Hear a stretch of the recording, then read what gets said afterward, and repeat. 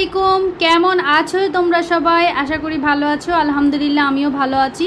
আজকে নতুন আরেকটি ভিন্নধর্মী ভিডিও নিয়ে হাজির হয়ে গেছি তোমাদের মাঝে। আমার আজকের ভিডিওটি একটু অন্যরকম একটু ভিডিওটি হচ্ছে গিয়ে আমি বাসায় কাগজ দিয়ে কিভাবে চেস বোর্ডের ক্রাফটিং করেছিলাম সেটাই আজকে তোমাদের সাথে শেয়ার করতে যাচ্ছি। তো প্রথমেই দেখতে পাচ্ছ আমি হচ্ছে আমার ঘরে থাকা একটা কার্টুন নিয়ে নিয়েছি। কার্টুনটা থেকে আমি যেই সাইজের চেস বোর্ডটা বানাবো সেই সাইজ মতো কেটে নিয়েছি। খুব বেশি বড় করিনি, ছোট করেই কেটে নিয়েছি। আর এইটা করছি হচ্ছে কি স্নিগ্ধের স্কুলে একটা প্রজেক্ট ছিল, তো প্রজেক্টের জন্য করা হচ্ছিল, তো ভাবলাম তোমাদের সাথে একটু শেয়ার করি। তো আজকে আমি আর বেশি বক করব না তোমাদের সাথে, তোমরা দেখতে থাকো আমি কিভাবে চেসবোর্ডটা তৈরি করছি। আমি প্রথমে কাগজটার উপরে দাগ দিয়ে নিয়েছি যতটুকুর মধ্যে আমি ঘরটা তৈরি করব। তারপর হচ্ছে গিয়ে সেই ঘরটা মেপে মানে কতটুকু হয়েছে, যেমন দেখো এখানে 15তে আমি হচ্ছে গিয়ে একটু দাগ দিলাম, মানে আমার পুরো ঘরটা ছিল 30 ইঞ্চির মতো।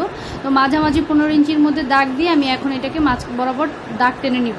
তো এভাবেই হচ্ছে গিয়ে আমি মেপে মেপে কাজগুলো করব। তো তোমরা দেখতে থাকো, আশা করি ভিডিওটি তোমাদের ভালো লাগবে।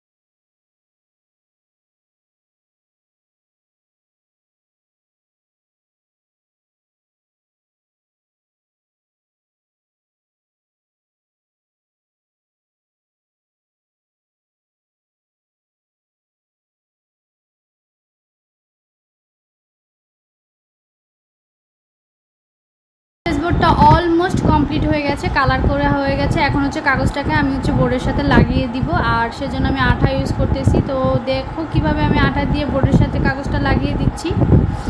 আর বন্ধুরা, তোমরা এতক্ষণ যারা আমার ভিডিওটি দেখছো তাদেরকে অসংখ্য অসংখ্য ধন্যবাদ। যারা আমার চ্যানেলে নতুন তাদের কাছে একটা রিকোয়েস্ট থাকবে, তারা আমার চ্যানেলটিকে সাবস্ক্রাইব করে পাশে থাকা নোটিফিকেশন বাটনটি অন করে রাখবে, তাতে আমি যখন যে ভিডিওটি আপলোড করব সাথে সাথে তোমাদের কাছে পৌঁছে যাবে। আর হ্যাঁ, তোমাদের যদি আমার ভিডিওটি ভালো লেগে থাকে তাহলে কিন্তু একটু লাইক কমেন্ট করে দিও, আর বন্ধুদের মাঝেও শেয়ার করতে পারো। তো চলো ভিডিওটি দেখতে